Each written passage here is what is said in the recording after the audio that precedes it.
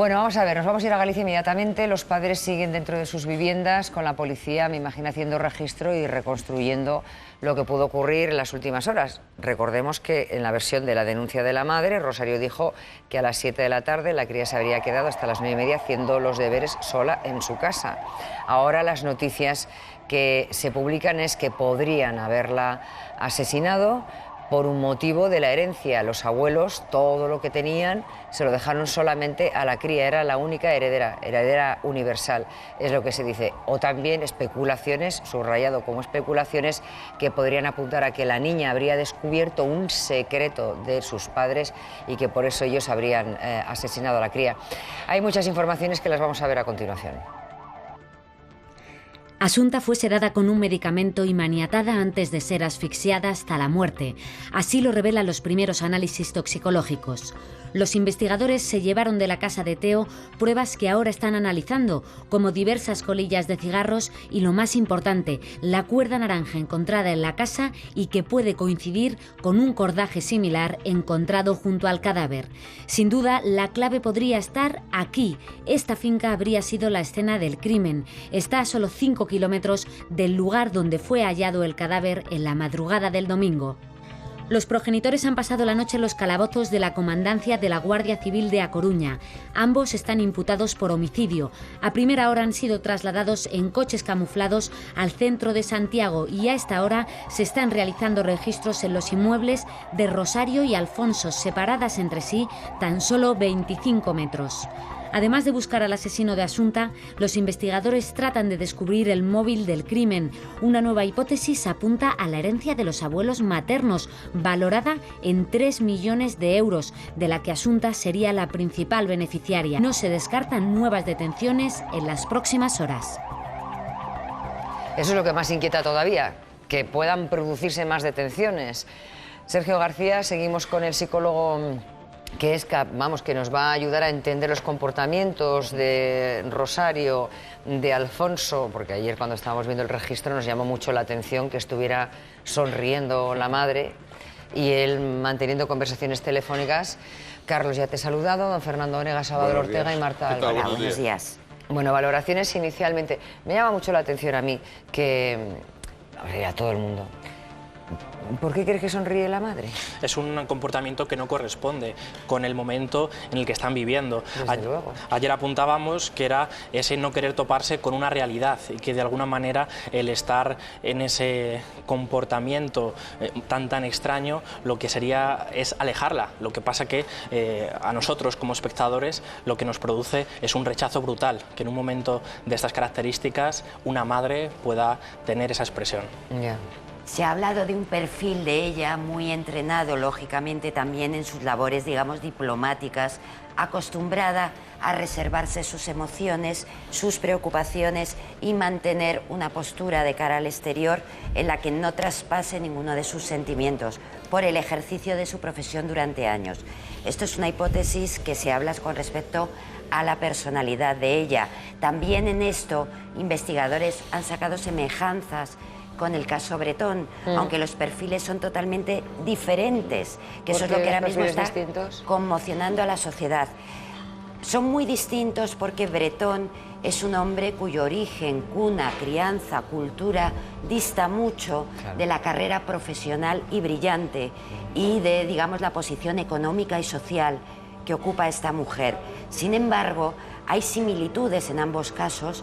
Esta actitud de ella, esta reacción durante el registro, hay expertos que han visto la coincidencia en la actitud de Bretón mientras se registraba la hoguera y la finca.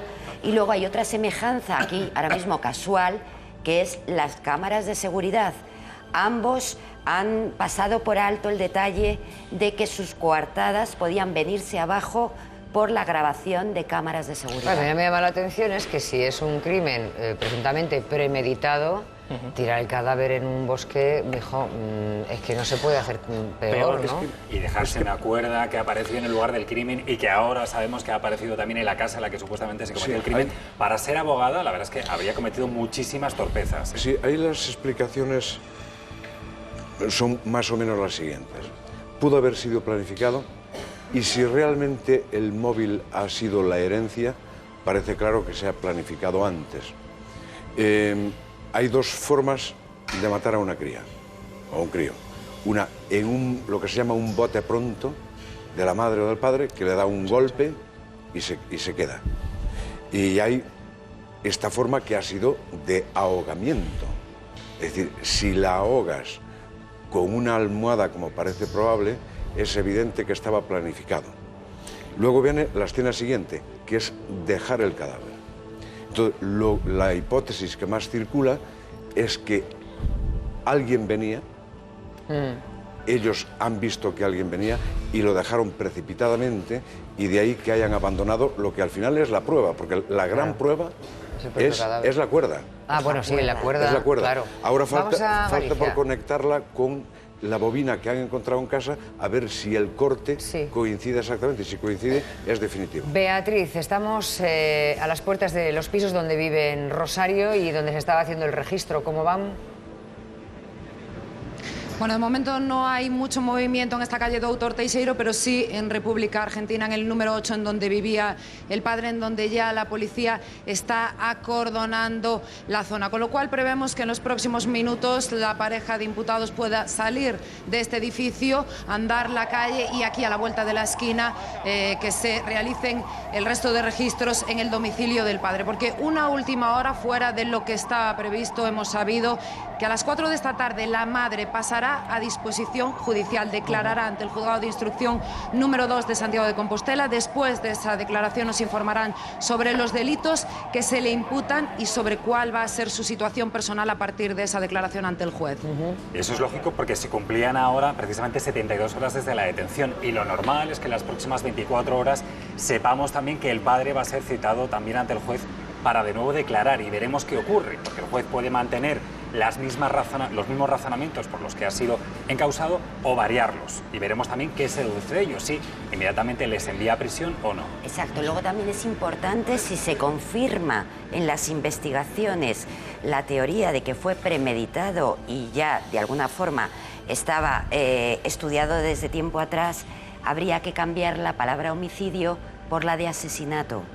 Porque es una de las diferencias, y si no, corrígeme Salvador o los expertos, para que haya asesinato tiene que ser con una premeditación de días antes, estar de alguna forma planificando ese crimen, ese suceso, mientras que el homicidio surge de una forma más espontánea, más en el momento, instantánea, pudiéndose dar el caso de que sea voluntario o involuntario, y en la mañana que no vamos a entrar en detalles. La Guardia Civil que la premeditación sería de meses, ni siquiera de días. Con lo cual, yo creo que... Pero ¿no os llama la atención que si es un crimen premeditado de meses, es una chapuza tirar un cadáver en una ladera de un bosque donde está circulado? O sea, si tú premeditas un asesinato, lo que premeditas no dejar ninguna pista y menos a la criatura ahí en medio de un bosque, y además matarla de una forma que aparentemente sea una muerte natural. El factor pero psicológico... Es que, chico, yo lo veo muy novelesco, muy enrevesado. El factor psicológico que tiene que ver con esta cuestión, hablaríamos sobre una necesidad de castigo, porque llama la atención esa chapuza que han hecho, ¿no? Es decir,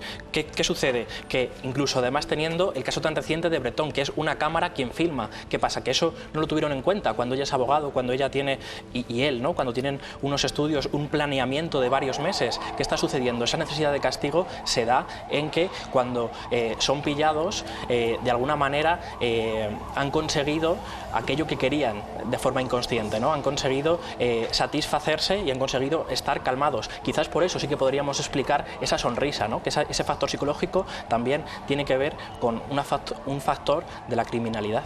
Bueno, se suma a nuestra mesa... ¿Quieres decir que la madre se siente tan aliviada después de la muerte de su hija que se le escapa la sonrisa? Hay criminales por sentimiento de culpa, y entonces en ese momento puede suceder eso que nos parece tan audito si no conocemos ese factor psicológico. Mira, se suma a nuestra mesa Jorge Jiménez. Muy buenos días, Jorge. Buenos días. Es psicólogo criminalista y además especialista en la elaboración de perfiles sobre también criminales. Estábamos hablando ahora mismo sobre el perfil concretamente de Rosario. Ha estudiado el caso y, de entrada, ¿qué ve sobre el perfil de ella que pueda destacar? Bueno, el caso creo que todavía necesita alguna información más. Está claro que cuando la Guardia Civil detiene sobre todo a los padres es porque tiene bastante cabos atados. Pero bueno, sí parece que en principio todo apunta al círculo más inmediato de la niña, algo que en principio también es habitual en casos de desaparición y homicidios de esas edades. Y bueno, al parecer, al menos en los medios de comunicación, ha aparecido algunos datos sobre que la madre tenía algún tipo de trastorno de ansiedad y estrés.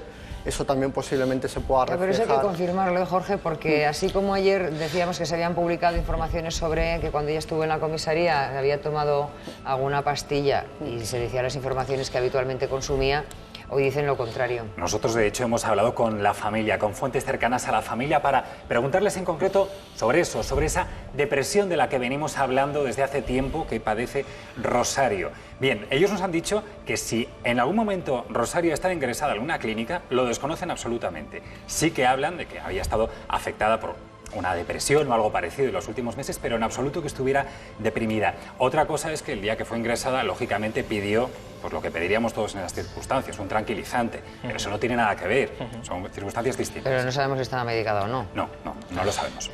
Correcto. El motivo entonces de la depresión en este momento pasa a ser secundario. Con los datos que teníamos ayer podría ser primario, pero en este momento, si el botín es el económico, evidentemente todo varía, porque ya tendría más que ver con una ambición más que con una entidad clínica que ampare este comportamiento. Bien, aunque no son excluyentes. Yo no lo dejaría en un terreno secundario, porque precisamente una de las cosas que se delatan y que no están muy seguras todavía hasta que se analicen por toxicología las vísceras, parece ser que se ha empleado naturalmente ansiolíticos o se han empleado tranquilizantes en dosis suficientes como para sedar a esa niña antes de actuar contra ella. Por lo tanto, ahí hay un estatus en el que tenemos que contar con ello. Claro, ¿por qué? Pues porque puede suceder un accidente en el espacio del tiempo en que intentan hacer algo contra ella y el final de la acción. ¿A qué te refieres concretamente? Pues que la niña ha podido sedarse e incluso por un movimiento raro o extraño asfixiarse ella sola. ¿Y por qué van a tirar el cadáver? Porque ellos lo han planificado. Hay una cosa que es evidente y que es el principio de todo esto en cuanto a errores, y es lo que ella cuenta en su declaración y manifestación a la policía cuando la detiene. Y entró en mi casa una persona, las llaves estaban así, la persona medía tanto, era de tal forma, tuve que ser... Y ese relato es el que da pie a lo siguiente.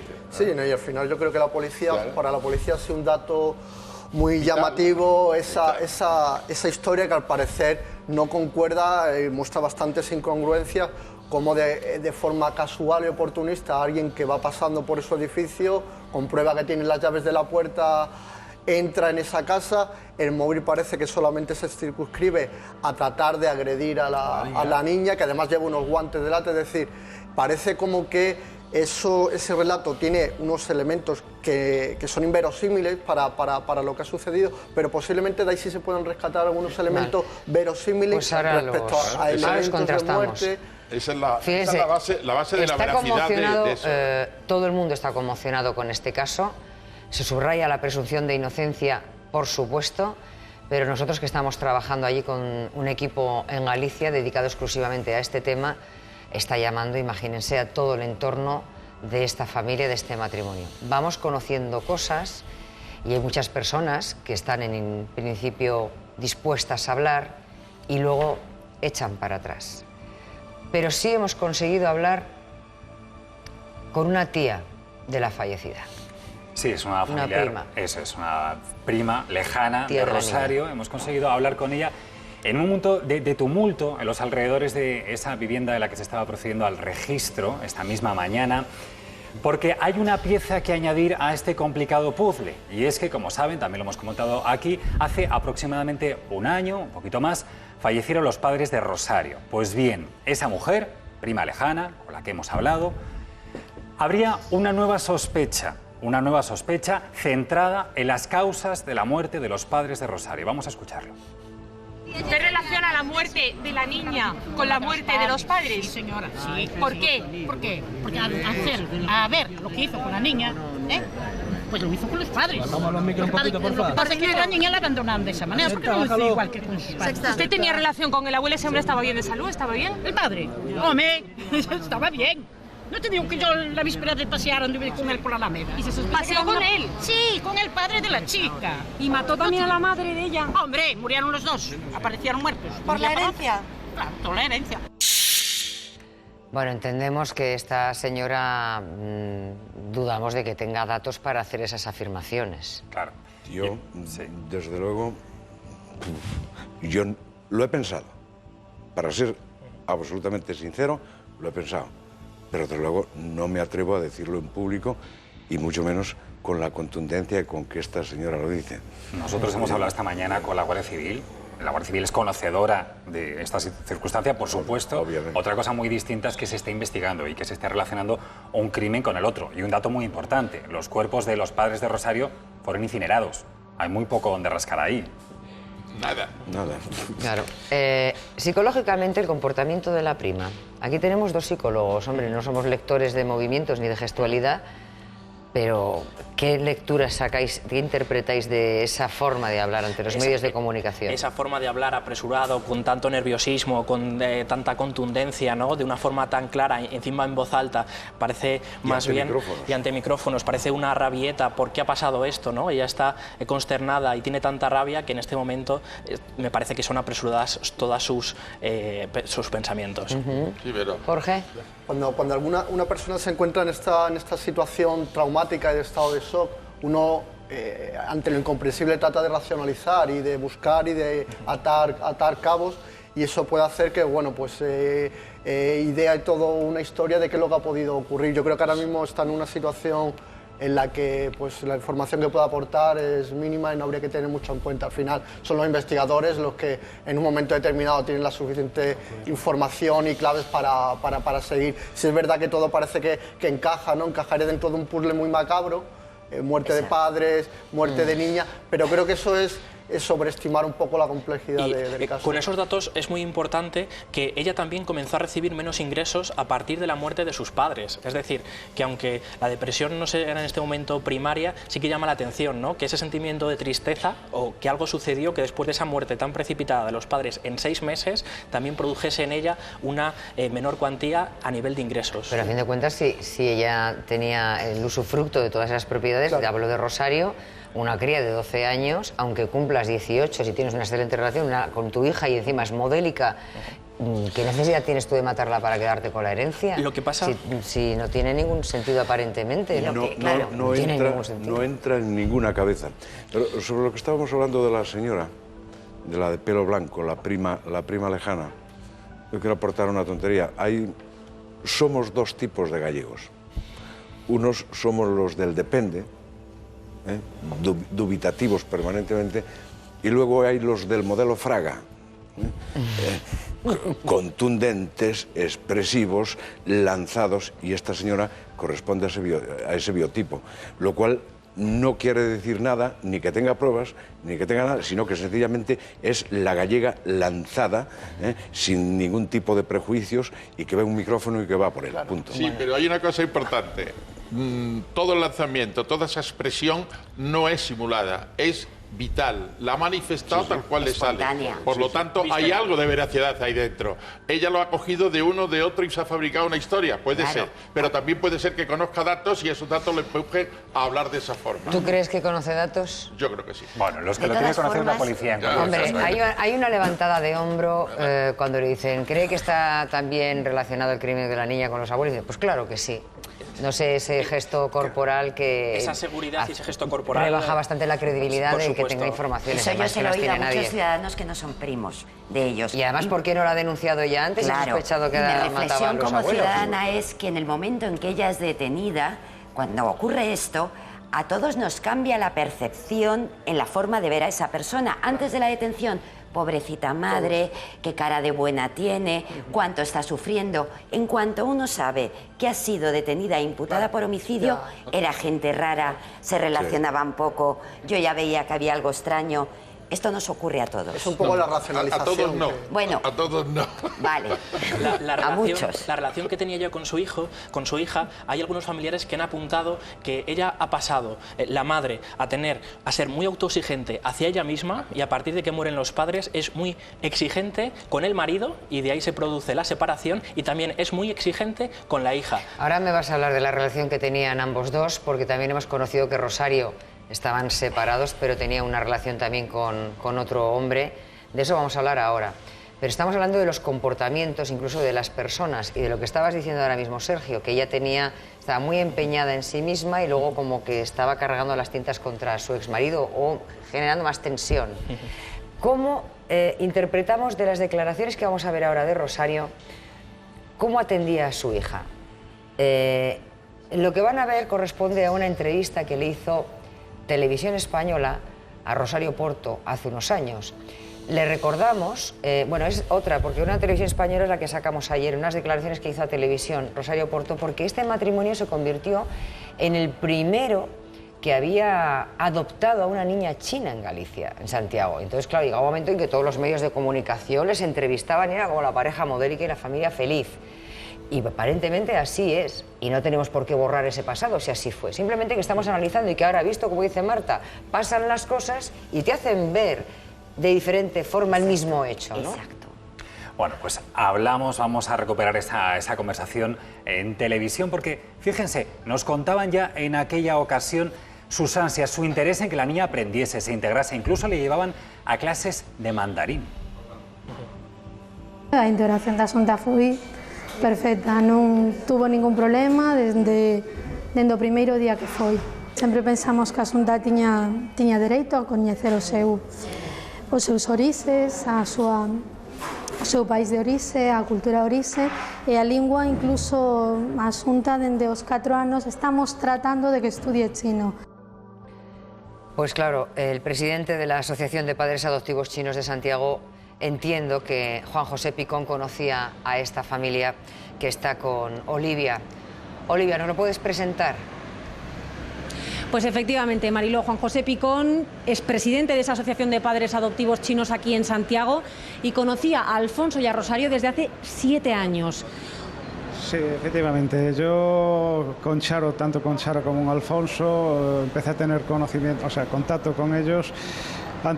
Yo también soy padre de una niña adoptada y empecé a tener contacto con ellos ya por el año 2000, aproximadamente 2006, que fue cuando empezamos nosotros nuestro proceso de adopción.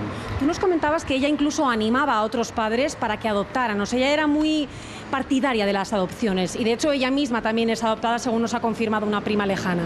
Efectivamente, o sea, vamos a ver, ella como, digamos, fue la pionera, fue la primera persona que tengamos conocimiento de la adopción de una niña china aquí en Santiago, y partimos un poco de la premisa que Santiago es pequeño, nos conocíamos, nos fueron dando datos, nos enfocaban por ciertos caminos que teníamos que seguir, con quien el papeleo... Tú insistes mucho, os ayudaba con el papeleo en vuestra asociación, tú insistes mucho en que querían mucho a la niña, tanto Alfonso como Rosario. Yo lo que vi y lo que sé es lo que vi. ¿Y qué veías tú? Hombre, la niña era querida por los padres y la niña quería a los padres. Lo que está pasando ahora es que nos deja tanto a los miembros de la asociación nuestra como a otros miembros de otras asociaciones de carácter nacional un poco fuera de juego. Por eso lo que queremos es destacar que aquí la única víctima es una niña y que hay que dejar el tema de la adopción aparte. Padres somos muchos y todos queremos el bien para nuestros hijos. Cuando ya se está hablando de lo que se está hablando, es que a uno se le escapa de la imagen y de la óptica todo esto. Claro. Sí, dime. ¿Ha tenido alguna repercusión, alguna reacción el hecho de que unos padres adoptivos hayan presuntamente asesinado a una niña china adoptada? Es que precisamente la gente lo que me está transmitiendo desde otras asociaciones y desde la mía propia y otra gente me lo está comunicando, de que en estos momentos el tema de las adopciones a nivel nacional está un poco estancado, y esto nos podemos temer que puede haber más filtros y que puede repercutir a nivel de tema adoptivo. Claro que sí, o sea, la gente está muy preocupada, sobre todo la gente que ya estaba prácticamente a la espera de que le dieran la asignación o tener que ir a buscar a su hijo al país. Juan José, ¿tú sabías que Rosario era adoptada? No, me enteré hoy. La verdad es que no lo sabía. Tengo contacto con ella, Olivia, pero no soy del círculo íntimo de ella. Dime, Mariló. Pues, ¿cómo que Rosario era adoptada? Yo me estoy enterando ahora porque te estoy oyendo a ti. Bueno, hemos podido hablar con una prima lejana de Rosario, de hecho me parece que habéis puesto antes unas declaraciones de ella. Ella nos ha dicho que sí, que era adoptada, no nos ha sabido especificar cuándo, porque de hecho no tenía relación directa con él, pero sí con su padre, con Francisco Porto. Y nos ha confirmado eso, que sí que era adoptada, pero que no sabía exactamente desde cuándo. Y lo cierto es que en todas las informaciones que hemos leído sobre Rosario Porto aparece el año, pero no aparece el lugar de nacimiento, lo cual nos hace pensar que sí que es muy probable que esa información sea correcta. Olivia, atrás creo que hay movimiento de la policía y de la Guardia Civil. ¿Nos puedes decir qué estaba ocurriendo? Bueno, movimiento exactamente no vemos, sí que hay muchos agentes, más que hace un rato, pero de momento no hay movimiento específico. Llevan ya más de 1 hora y cuarto aproximadamente registrando este domicilio, y es muy probable que a continuación registren el domicilio del padre, que también está muy cerca de aquí. Oye, me sorprende lo que nos ha dicho Olivia, ¿no? Que no se sepa hasta ahora que Rosario había sido adoptada. Sí, yo lo conocía. ¿Tú sabías que sí? Sí, porque había aparecido en las noticias y tal, de que precisamente era hija adoptada. En cualquier caso, yo creo que la adopción es un elemento que en principio tampoco es muy participa de este asunto. Es decir, todo el proceso de adopción, sobre todo el internacional, tiene unos protocolos bastante eficaz, hay un seguimiento, unos informes psicosociales, con lo cual yo creo que ahí el tema de la adopción tiene poco encaje. El que ella sea también adoptada, pues simplemente es... bueno, es anecdótico, desde luego. Hay un caso, es que no recuerdo exactamente el nombre, hay un caso de una madre que mata a su hija. Que mata a su hija justo porque porque quiere formar una personalidad muy especial, hace unos brillantísima, 80 años, por encima. Exacto. Ella era madre soltera. Efectivamente. Tuvo una niña que también era superdotada. Eso es. Y y llega a convertirla en una personalidad. A ver, espera, muy vamos a importante. contarlo bien, porque es una historia que no conocemos lo que estáis contando y está fraccionada. Contármela entera, por favor. Yo la puedo leer porque la ha contado un juez, Ventura Pérez Mariño, la contó ayer. Señora feminista de hace 80 años, tiene su mérito, gallega, sí. que quiere tener un hijo, soltera, y lo tiene con un cura. Y el cura naturalmente nunca se lo reclama, porque es cura. Entonces, ella quiere hacer de esta chica un ejemplar de ciudadano.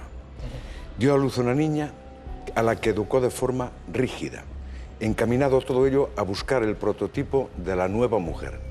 Es el testimonio de Ventura Pérez Mariño.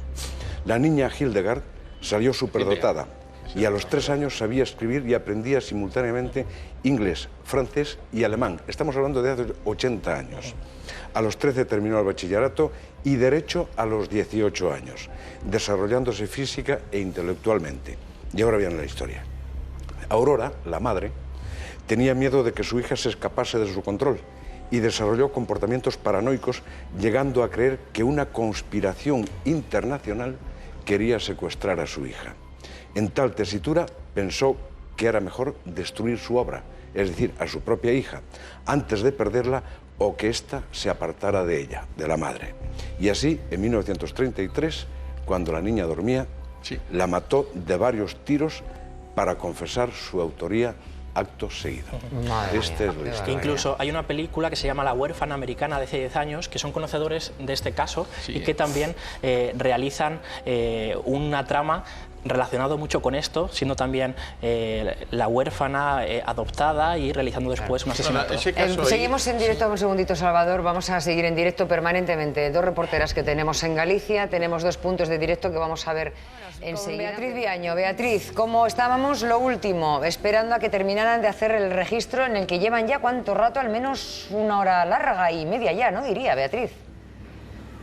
1 hora y media aproximadamente, y cada vez vemos más movimiento en esta calle Doutor Teixeiro, a la altura del portal número 31. Está previsto que en los próximos minutos salga de aquí la pareja de imputados y que se dirija a República Argentina número 8. Entendemos que lo van a hacer, los van a trasladar en coche, no creo que puedan ir andando, hay poca distancia, pero evidentemente con la expectación que hay con los medios de comunicación sería prácticamente imposible este trayecto. Aquí cada vez hay más movimiento de la Guardia Civil, han parado el tráfico, lo han vuelto a reanudar. Entendemos que están esperando a que lleguen esos coches custodiados para poder llevar a la pareja al otro edificio. Ya quedan pocas horas si quieren hacer esos registros antes de que Rosario pase a prestar declaración ante el juez a partir de las 4 de esta tarde. Beatriz, hemos visto que han entrado también en esa casa algunas cajas y algunas bolsas, ¿verdad? Hemos visto la entrada de guardias civiles con bolsas que estaban vacías. No sabemos si son para recoger objetos de esta vivienda. Lo que sí os podemos contar es que desde la calle, si miramos a la tercera planta del portal número 31, las persianas de las dos ventanas laterales están cerradas y solo está abierta la que da al balcón, en donde ahí vemos una luz encendida. Hemos visto a lo largo de toda esta hora y media entrar y salir a la Policía Judicial y a la Guardia Civil, pero no les hemos visto de momento sacar nada de esa vivienda. Salvador. Sí, no, que yo decía antes que con respecto a las bolsas me llaman mucho la atención, porque las bolsas de plástico no se suelen emplear para nada en policía científica papel, ¿no? por Me contaminación. parece. Efectivamente, lo menos contaminante es el papel. Eran bolsas de papel. Papel, eso es. En realidad, el final de esa niña que hablábamos antes, que es ejemplar, la madre, lo que ocurre es que la niña empieza por su edad a tener círculos de acción con amigos de la universidad y demás, y eso a la madre le desencanta por completo, hasta tal extremo que empieza a ser mucho más rígida con ella, a exigirles puntualidad en los horarios, puntualidad en sus acciones, y se da cuenta un día de que su obra ha fallado. Vale, eso era con respecto a la historia que estaba contando Fernando. Vamos a centrarnos ahora mismo en el registro, que es donde tenemos el punto de directo, a imaginarnos qué está pasando por ahí. Psicológicamente también quiero. Primero, físicamente, ¿qué es lo que se está haciendo? ¿En qué consiste ese registro? Es absolutamente fundamental los registros que se está haciendo a ella ahora, especialmente en presencia de ellos. Porque no olvidemos que el domingo la policía ya registró a fondo la finca, pero no estaban ellos dentro. Ya cuando la policía registró la finca, ya habían encontrado la bobina de la cuerda naranja que había sido hallada donde el cadáver. Sí, es que la bobina es estándar. Claro, ya lo sabía. Por tanto, la Policía Judicial, la Guardia Civil, ya sabían que la bobina de cuerda naranja estaba dentro de la finca. Lo importante ayer era hacerlo en presencia de ellos, ver la reacción de ellos dos ante esas pruebas recogidas dentro que la Guardia Civil ya conocía. En los pisos hoy ocurre igual. Es importantísimo la reacción que van a tener ellos dos ante cada uno de los indicios, pistas o pruebas que recopilen ahí, porque tienen que encontrar la máxima información antes de que ellos declaren ante el juez. Sí, tiene 72 horas para hacerlo, pero vamos a ver, los registros se pueden hacer con o sin. Claro. En presencia, con una orden judicial sin que esté nadie y con una orden judicial estando yo presente. Exacto, pero varía. Sí, pero es que el hecho de... Es muy importante y de hecho, sabes que el tema del lenguaje gestual y no verbal es muy importante, pero es subjetivo. ¿Por qué? Porque soy yo el que lo tengo que analizar, por lo tanto no me va a servir para determinar una acción, me va a servir para orientarme en la investigación y eso es lo que se trata, pero en realidad el que estén ahí dentro con ellos es porque el acta que se levante tiene que estar firmada por ellos. Pero fíjate que se detuvo ayer al padre de Asunta después de estar dentro de la finca mientras registraban. Algo pasó ahí, algo dijo el padre. ¿Alguna reacción tuvo ante esas pruebas que salió detenido? O ya la Guardia Civil tenía pensado que una vez allí lo iban a detener, no iban a dejarlo salir. Y recordemos algunos hechos fundamentales que hemos contado aquí en la mañana. La aparición de esa bobina, y como se apuntaba también aquí desde la mesa, es que los cabos de esa cuerda coincidan Si coinciden, es una pista fundamental para la investigación. Es decir, tenemos las cuerdas que han aparecido en el lugar del crimen y las cuerdas también de la casa. Si coinciden, es como un puzzle que acaba encajando. Y otra cosa, las colillas que han aparecido en el lugar del crimen. Bueno, espera. Habrá que analizarlas también, ¿no? Es que a mí me cuesta mucho creer. Vamos, creer, no es creer. Es decir, estamos analizando los hechos que nos van aportando. ¿Tú te imaginas si hubieran hecho ellos eso?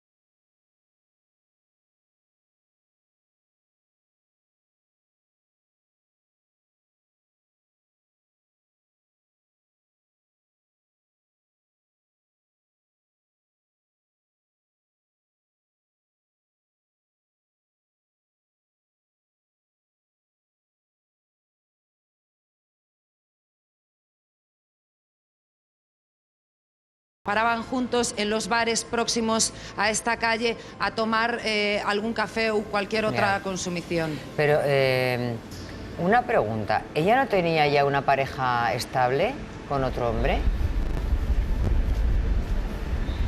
Ese es uno de los rumores que corren aquí en Santiago de Compostela, pero también nos podíamos hablar de otros rumores que hablan de que esta pareja en los últimos meses estarían volviendo a darse una segunda oportunidad. Desconocemos totalmente esa información y forma parte, como decimos, Mariló, de la rumorología. A lo largo de los últimos días, de las últimas horas, aquí se han producido muchísimos rumores en la ciudad. Claro, pero bueno, nosotros lo contamos, lo vamos enmarcando y vamos diciendo esto es un rumor, esto es una especulación, esto lo podemos decir, porque además una complicación que tiene la policía es de encontrar pruebas, porque indicios tienen, pero pruebas podría considerarse la cuerda, ¿no? Una prueba que es la que coincide, el trocito que aparece al lado del cadáver de la niña, ese trocito coincide con la forma en la que se ha cortado o arrancado con el cabo que queda dentro del rollo, el rollo que está dentro de la casa. Esa prueba es definitiva. Beatriz, hablando de pruebas definitivas, esta mañana comentábamos aquí ya que la Guardia Civil nos confirmaba que estaban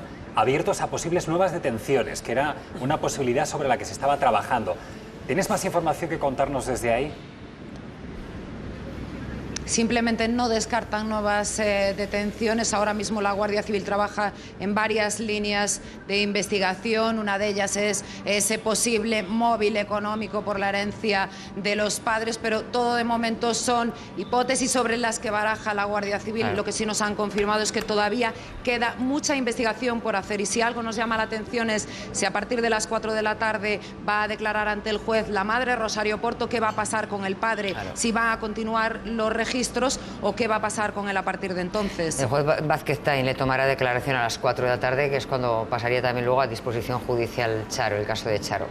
Hay una cosa que también quería comentar en los rumores, ya lo hemos comentado aquí, como rumor, que claro, ya es especular mucho, ¿no? Si la niña habría descubierto un secreto, claro, como eso es tan seductor y tan inquietante para toda esta historia tan brutal y de crónica negra. Pero bueno, vamos a centrarnos, quedaros ese apunte que luego lo valoramos, ¿de acuerdo? De acuerdo. Es que somos muy retorcidos, si es que analizamos todo, Fernando. Vamos a ver, el comportamiento del padre y de la madre durante el registro. Insistimos en él. El compulsivo fumador, atendiendo al teléfono móvil, lo veíamos aquí en directo, nos llamó especialmente la atención, y ella sonriendo. Él también mascando chicle. Lo de la risa llama la atención. Lo que nos dejó estupefactos son las carcajadas, porque yo creo que pueden llamarse así a lo que hemos visto en televisión de la madre. Vamos a observar con todo detalle cómo se comportaron el uno y la otra durante el registro. Y algo más, un pequeño detalle que tampoco se nos escapa. Ella llegó sin estar esposada, él esposado. Esos detalles y otros más están en este vídeo. Abandona el domicilio familiar con la mirada clavada en el suelo. Alfonso Basterra evita todo contacto visual con los reporteros. Traga saliva, se lleva la mano a la boca, casi impasible. Una nube de periodistas le sigue, le preguntan. Inicialmente se había barajado la hipótesis de que a lo mejor fuera su exmujer y que usted estuviera encubriendo el asesinato. Él tuerce el gesto con una media sonrisa. Continúa su marcha hacia la vivienda familiar en Teo. Acosado por los periodistas, pierde la paciencia. Durante el registro en la vivienda familiar, el padre de Asunta señala: fuma, fruto del nerviosismo o de la adicción. Mientras tanto, Rosario Porto, en el porche, pierde su mirada en el infinito. Los brazos cruzados, ensimismada. Pero quizás sea este el gesto que más llama la atención por estar totalmente fuera de lugar. Rosario Porto, acompañada por varias personas, ríe. Un momento de distracción, nerviosismo, un comportamiento contradictorio que, junto a sus declaraciones, condujo a su detención hace tan solo un par de días. Bueno, exponemos sobre la mesa ambos perfiles. Empezamos por el de ella. Se ve claramente en las imágenes ese vaivén que ella tiene, ¿verdad? Además de esa sonrisa que nos llama tanto la atención, se ve un nerviosismo y además un ensimismamiento. Parecería entonces que está pasando por un momento difícil, pero nos sorprende. Hay personas que cuando sucede un hecho dramático, que son familiares lejanos, pueden utilizar el humor como escudo para no enfrentarse a ello, para comenzar un duelo, pero no así en los familiares directos. Sin embargo, en ella esto sucedía, cosa que nos llama la atención, al mismo tiempo que ese comportamiento nervioso a través de su cuerpo y de sus brazos cruzados y rígidos. Jorge. Hay que ver un poco el contexto en el que se produce la conversación, ¿no? A ver de qué conversación estamos hablando. La expresividad de las emociones en determinado momento son muy difíciles de manejar, es decir, nadie en una situación traumática sabemos 100% cómo nos podemos comportar, ¿no?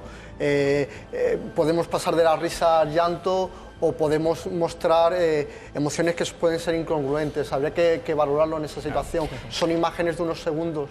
Dime, Marta. De todas formas, todos estos detalles, características y conversaciones luego son importantes de cara al juicio. No olvidemos que en el juicio a Bretón era importante las declaraciones de los policías que habían estado con él durante los registros y cómo testificaron las conversaciones ajenas muchas veces a la muerte de sus hijos que había tenido José Bretón con ellos. Bueno, pues de la madre se van sabiendo muchas más cosas, muchos más detalles. De los dos comportamientos que tuvieron ambos ayer durante el registro, que hemos visto ahora vamos a centrarnos en Rosario. ¿Quién es? ¿Qué estudió? ¿Su evolución? ¿Qué pensaban de ella? ¿Cuál era su comportamiento? qué puede haberle ocurrido para presuntamente matar a su hija. Estamos hablando de una mujer de 44 años con un currículum intachable. Había estudiado en España, pero también lo había hecho en Oxford, en París. Se había formado, había prestado mucha atención a toda esa trayectoria profesional. Había, de hecho, abierto un despacho de abogados. Con 27 años heredaba el título de cónsul por parte de su padre, cónsul en Santiago, en Francia. Un currículum intachable, desde luego. Lo cierto es que también en los últimos años esa deriva había cambiado. Para empezar, con el cierre de su propio despacho. Asunta, desde los 4 años estamos tratando de que estudie chino. De estas imágenes hace ya unos cuantos años. Entonces Charo disfrutaba de esa maternidad buscada. Tenía claros los objetivos en la educación de su hija. La integración de Asunta fue perfecta, no tuvo ningún problema. Asunta era la primera niña china adoptada en Santiago.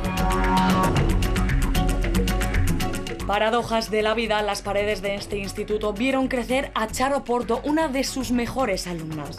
Paradojas de la vida, años más tarde, también estos pasillos serían testigos de la brillante de su hija.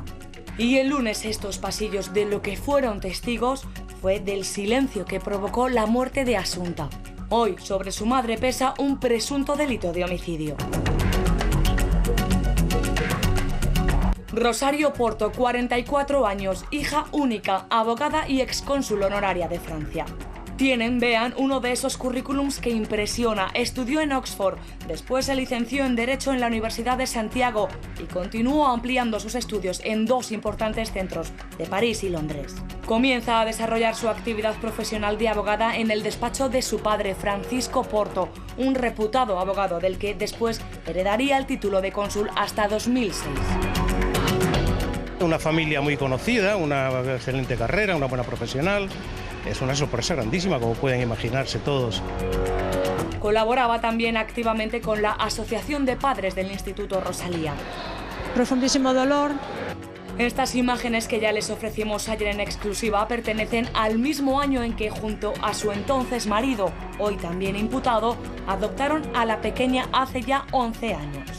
Sabiendo que yo continuaba la profesión de abogado con mi padre en el despacho. Pero ese despacho lo cerró hace 2 años. Desde entonces su vida ha dado un auténtico vuelco. Murieron sus padres, ocupó una vocalía en el Ateneo de Santiago y se separó de su marido. Vivían a tan solo 100 metros el uno del otro. Bueno, pues los padres de Asunta han regresado a Santiago, han sido insultados y quiero confirmar en la medida de lo posible si han ido esposados. A mí me da la sensación de que sí, pero bueno, no lo sé. Ella ha llegado sin estar esposada, él estaba esposado. Es la misma situación que vimos ayer, en el momento del registro. Sí. ¿Qué diferencia hay? ¿Por qué iba uno esposado y otro sin esposar? Es una cuestión de ver si ofrece resistencia, no ofrece resistencia, si hay voluntariedad en ir, si intenta escaparse. Los hombres casi todos se esposan, por eso, porque son más fuertes, se resisten más y demás. ¿Puede ser una diferencia con ella por el hecho de que fuera abogada? No, no hay una diferencia. Depende de la persona que la lleve, si confía más en ella o no. Si no confía en ella, la esposa, mujer o lo que quiera que sea. Normalmente la mujer no suele ir esposada, salvo que sea peligrosa. Estoy mirando los gestos que hemos visto hasta ahora y hay que tener en cuenta que hoy día, en un juicio, una experiencia, una pericia sobre consejo gestual y sobre lenguaje no verbal y se toma como una cosa subjetiva. Por el momento, estamos en ello, intentando de que se tome como con mayor objetividad. Pero esos gestos de mirar que podéis decir, se parecen a los de Bretón cuando miraba a tal... Son gestos aprendidos. Esa mujer es consciente de que mirando a los ojos sin pestañear y sin nada, toma una postura muchísimo más superior que la que le está haciendo la intención. Pero bueno, eso es Son gestos aprendidos. Pero eso... No hay nada que pueda mostrar que ella no esté pensando en cómo tiene que comportarse ahí gestualmente. Pero eso se aprende cuando tienes que actuar en público. Si fue cónsul, me imagino yo que esas cosas también sí, posiblemente. Exponerte al público. De todas formas, ¿qué imágenes estamos juzgando? La que hemos visto ahí parada en un momento, que ha dado lugar a que se pueda ver con detenimiento, ¿no? No, la otra puede ser incluso esa vaivén que... Mira, vamos a poner las imágenes de, Fernando, las que recogimos durante el registro ayer de Rosario. Sí. Estas no. Estas son de cuando ella estaba declarando que la niña estaba estudiando chino mandarín. Pero no existe ese vaivén. ¿Ves que no Ahora, existe el vaivén? a ver. El vaivén es porque la película la han hecho a mayor velocidad. No, esta está ralentizada, Salvador. Es que esta la hemos ralentizado. Ah, que esta está ralentizada. Claro, dice. porque Es que no se ve el vaivén ahí. Pues porque está ralentizado. Yo no le veo ningún parecido con Bretón. No, si no es esa. Si ahí no se ve nada. Es que esa es la única que hay después. No, había una puesta ahí, la imagen con la cara completa. Aquí, en esta pantalla gigantesca que tenemos aquí, podéis verlo. Ella está hablando, pero llega un momento en que esboza una sonrisa. Hay momentos sonrisa, hay momentos risa, y si me dejáis que os lo diga, en la televisión gallega, porque ayer había una competencia de cámaras para contar las mejores imágenes, hay un momento carcajada. Está jugando con algo, no sabíamos si se está haciendo un cigarro o algo parecido, está manipulando algo. Y hay un momento carcajada, no es una carcajada salvaje, pero es algo que va más allá de la risa. O sea, es carcajada histérica, a mi juicio. Probablemente. Con perdón de los señores psicólogos. Con ese factor de esa necesidad de castigo porque no corresponde en ese momento y por lo tanto tendría que ver con esa necesidad y se podría apuntar a esa histeria, ¿no? Porque luego en otras imágenes que hemos visto donde ella está sonriendo, está rodeada fija con la cara de ella. Está rodeada de guardias civiles. No, está solo hablando con otra persona. No, en unas que hemos visto está de guardias civiles. Y entonces ahí es que alguien dijo algo gracioso, sin más, yo no doy más importancia. Sí, totalmente, pero en esa circunstancia acaba de morir tu hija, en las circunstancias que sean hace menos de 48, 72 horas, es que a nadie se le ocurre que se esboce ni una mínima sonrisa. Por supuesto, pero no estamos hablando de situaciones normales. Sí. Y sabes que hay cambios. Este debate que tenemos... Es decir, tratar de evaluar una fracción de segundo, varios segundos de imagen, tratar de interpretar, yo creo que al final podemos dar lugar a errores. Es cierto que la policía en ese tipo de situaciones, además de estar haciendo una labor operativa, de recoger indicios, hay policías que se encargan un poco de ver qué información se puede sacar de la testigo que está ahí o de la persona imputada. En ese sentido, pues en algunos momentos se habla de cuestiones que no tienen nada que ver con el asunto, para ver si a partir de ahí se puede sacar algún tipo de información, incluso en plan jocoso. Es posible que la persona reaccione y durante un tiempo pues esté hablando de cualquier otro tipo de asunto al margen de la situación. A eso me refería con lo de Bretón, porque es verdad que los policías manifestaron luego en el juicio que mientras estaba investigando en la finca y en la hoguera, le hacían preguntas como más banales, como más para ver él cómo contestaba, cómo reaccionaba. ¿Por qué no confiesan de haberlo hecho? Pues si es como todo apunta, parece que ellos se quieren mantener en otra hipótesis, ¿no? Y dar otra pose ante los demás, no quieren de momento confesar. Ellos se están manteniendo, es un disparate tras otro. Lo que pasa es que lo tienen muy complicado, porque si parte, sobre todo la madre, de una mentira inicial de que la niña desaparece en torno a las 8 y luego es cazada por la cámara famosa a las 9 y pico, es decir, ahí no hay forma de mantener una tesis. Se desmontó. O una coartada, no hay forma. Bueno, vemos ahora los movimientos del padre, ¿vale? Insisto que una compañera de La Mañana ayer mantuvo una conversación con Alfonso Basterra. Bueno, jurídicamente no se puede emitir concretamente todo como nos gustaría como periodistas hacerlo, pero tenemos que respetar, estamos en televisión española y las leyes son las leyes, las respetamos, con lo cual aquí se emite lo que se puede legalmente. Pero sí les podemos contar el contenido de esa conversación. Y de esto me acuerdo cuando ayer aquí estábamos viendo que él mensajeaba, porque estábamos viendo que le tecleaba el teléfono. Sí, tuvo una conversación con una compañera nuestra. Están las imágenes también que hemos visto antes, en las que efectivamente le vemos a él utilizando probablemente un servicio de chat a través del móvil, porque le veíamos que escribía casi compulsivamente durante varios minutos. Sí, sin embargo, eso es verdad, nos tenemos que poner en el contexto, en la situación y hacer una valoración general. Quizás sería más lógico, ¿no?, que uno esté en relación con otras personas que nos están aportando datos, y aunque uno lo pueda hacer de manera compulsiva y rápida, pero tendría que ver también con el contexto. Igualmente, ese fumar rápido y compulsivo se puede explicar muy bien por la situación que estaba viviendo. Jorge, ¿algún análisis del comportamiento de Alfonso? Entró en la vivienda, llegó primero ella, luego entró él, le vimos en la balaustrada de lo que entendemos que tiene que ser uno de los balcones de la casa. Yo creo que la figura del padre en este caso, si todo apunta a lo que presuntamente ha podido ocurrir. Desde mi punto de vista no tendría un papel protagonista. Posiblemente el hecho de estar imputado y de estar en todos los registros y demás sea también un intento por tratar de presionar a ver qué es capaz de contar. Vamos a saber algo más ahora sobre el perfil del padre, un padre del que sabemos que es periodista, nació en el País Vasco, se trasladó a Santiago de Compostela, allí ha desarrollado su vida profesional en los últimos años, dedicado fundamentalmente, últimamente, a ser freelance, es decir, a trabajos esporádicos, aunque también sabemos que continuados, colaboraba diariamente con varios medios de comunicación. En los últimos años, eso sí, hubo un cambio en su vida. Desde que llegó Asunta a su vida, decidió también alejarse un poco de la vida profesional y dedicarse más a su hija. Alfonso Basterra, periodista de origen bilbaíno, especializado en información económica, trabajó para varios periódicos antes de montar su propia empresa de comunicación. Todos coinciden, daba prioridad a su vida personal frente a la profesional. Era Charo la que mantenía una vida social y profesional más activa. Tenían una relación, sobre todo pensando en su niña, extraordinaria. Y cenaban y comían los tres juntos, casi todos los días. Pero eso hoy no va a ser posible porque unos padres aparentemente modélicos, aparentemente ejemplares, se enfrentan al suceso más macabro de sus vidas. Pero entonces, ¿qué se nos escapa? ¿Qué pudo suceder realmente?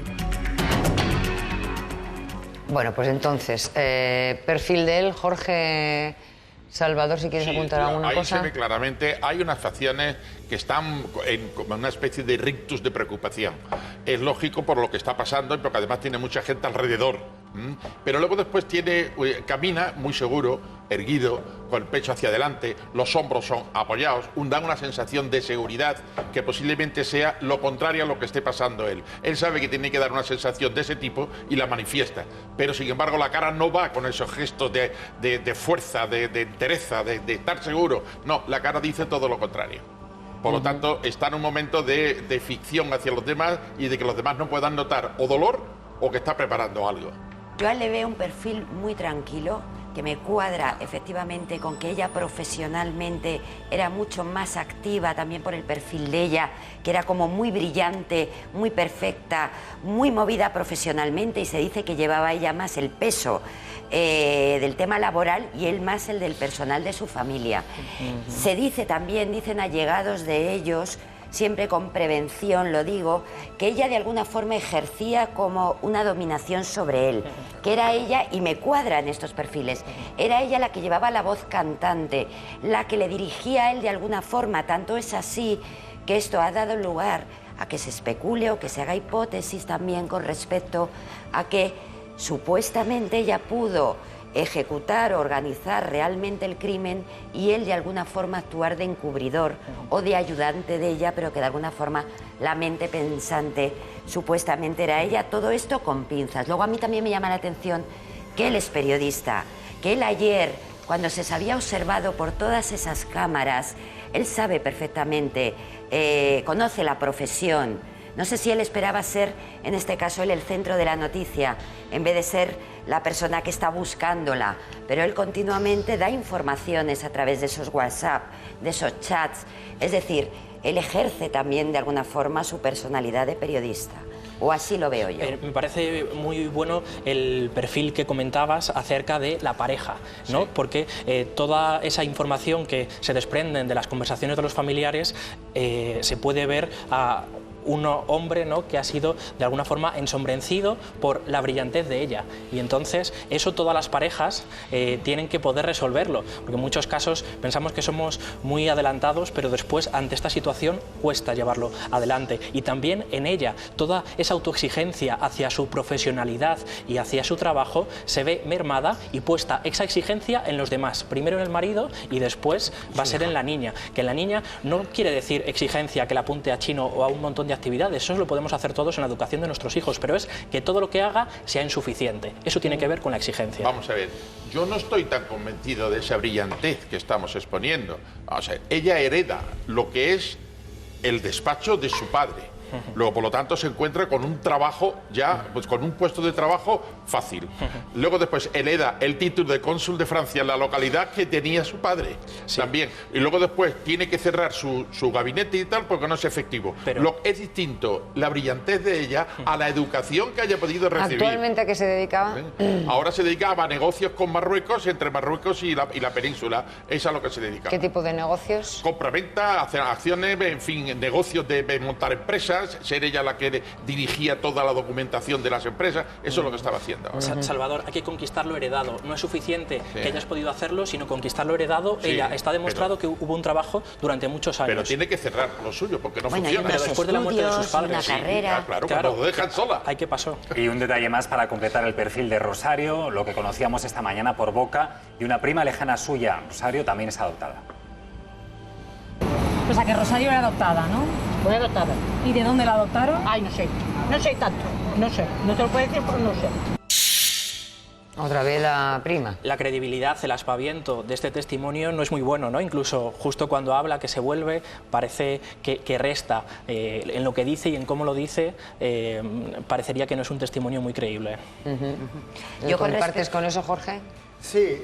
¿Con Sergio esta opinión? La cuestión es que si nos centramos puramente en el hecho criminal, todo este tipo de informaciones, aunque nos dibujan un poco el tipo de persona, pero realmente ninguna de ellas explica el porqué, la motivación, el móvil. Bueno, yo puedo ser un pelín más escéptico. ¿Sí? Respecto a todo lo que se acaba de decir.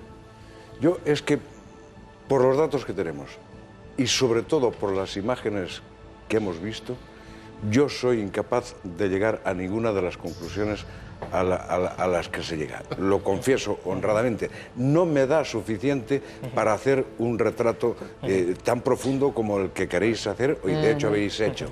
Es decir, aquí hay 4 gestos. De esos 4 gestos no se, a mi juicio, no se puede decir absolutamente nada. Que todo es un puzzle en el cual uno, a partir de lo que ve, establece una serie de pensamientos. Es verdad que en ese puzzle puede haber nuevos datos, nuevos gestos, nuevos comportamientos que de repente produzcan otro dibujo, porque perfiles en sí no hay, y eso lo sabemos. Vale. Los elementos... Hay evidencias, eso lo ha dicho el juez que va a tomar declaración. Perdona, los movimientos por concluir con Los elementos objetivos en el crimen es que aparece una niña de 11 años muerta en unas circunstancias concretas, es decir, no hay agresión física, no hay agresión sexual, y aparece abandonada en un sitio que aparentemente iba a ser encontrada. ¿Qué persona o qué motivación puede estar detrás de eso? Evidentemente nadie que quiera hacer una agresión sobre ella, nadie que quiera hacer una agresión sexual, con lo cual tenemos que buscar otro tipo de motivación. En ese caso es cuando la Guardia Civil generalmente suele empezar a trabajar en el círculo inmediato, que además es donde puede haber cierta problemática en este tipo de edades en las que se puede llegar a este tipo de situaciones. Si hubiera aparecido mucha agresión o mucha violencia, posiblemente esto estaría más relacionado con su ambiente de pares, con su ambiente de iguales, enemistades con amigos, con alguna pandilla, pero al no aparecer agresión sexual, al no aparecer agresión física, sino que simplemente es una muerte instrumental, por decirlo de alguna manera. Ya, pero esta tarde... es verdad que, y ya completamos la información, Salvador, de lo que antes me estabas apuntando. O sea, se ha dicho que la cría no tenía heridas, entonces por eso se dice que como estaría profundamente sedada, no ha forcejeado, ya se ha confirmado algo de eso. Y entonces no hay heridas en las que se demuestre que el forcejeo se le ha malherido. Entonces... Sí, no hay lesiones. Hay golpes. Efectivamente, en la autopsia se han descrito los golpes, pero se están tipificando como golpes post-mortem. O sea, que ha sido después de la muerte. Y que la cuerda que tenía en el tobillo, porque la cuerda se abandonó, como si la tiraran corriendo. O sea, esa sensación de que han salido huyendo porque alguien venía, lo que hablábamos antes, ¿no? Bueno, pero ahí aparece la ligadura, no es para atarla, ni dejarla maniatada, ni preparar siquiera cualquier movimiento de ella que se pudiera escapar. No, ha servido de arrastre y hay signos de arrastramiento. Entonces, ¿qué podemos pensar con esto? Que efectivamente, para poder mover a una persona ya inerte, se necesita más de una persona, y sobre todo con la estatura, la fuerza y la complejidad que da la madre de ella, que no parece ser que es muy fuerte ni nada de eso. Entonces se necesitarían 2 personas. Luego los primeros movimientos fueron de arrastre. A mí me sigue pareciendo tan increíble todo. A mí sigue sin encajarme, porque si tienen la delicadeza de dejar el cuerpo con mucho cuidado, y dicen las informaciones que vienen de allí, demostrando cariño hacia la víctima. ¿Cómo se hace compatible eso con arrastrarla con una cuerda? Vamos a ver, a mí no me demostrar encaja. cariño a un cadáver al cual se ha asistido a la ejecución de esos actos que han producido la muerte, eso no puede ser cariño nunca. O sea, te mato pero te quiero muchísimo. Pues sí, señor, te mato, pero como te quiero porque eres mi hija, te deposito con mucho cariño. No, aquello estuvo puesto allí para que lo vieran lo antes posible, para que no estuviera allí 2 ni 3 días. Pero que al parecer no fue arrojada violentamente, otra hipótesis de la ligadura. Eso la policía puede analizar si el arrastre, pero otro tipo de hipótesis de la ligadura es tratar de alterar un poco la escena, es decir, una niña que no ha sufrido ningún tipo de agresión, pero el hecho de que porte unas ligaduras puede hacer desviar un poco la atención hacia un crimen. Enseguida vamos a seguir con este tema, porque además, independientemente, según el juez, independientemente de los registros que están haciendo ahora en el piso de Rosario Porta, que dista a 25 metros de distancia de Alfonso Basterra, independientemente de esos registros, el juez dice que ya hay indicios suficientes para implicar a los dos e imputar a los dos.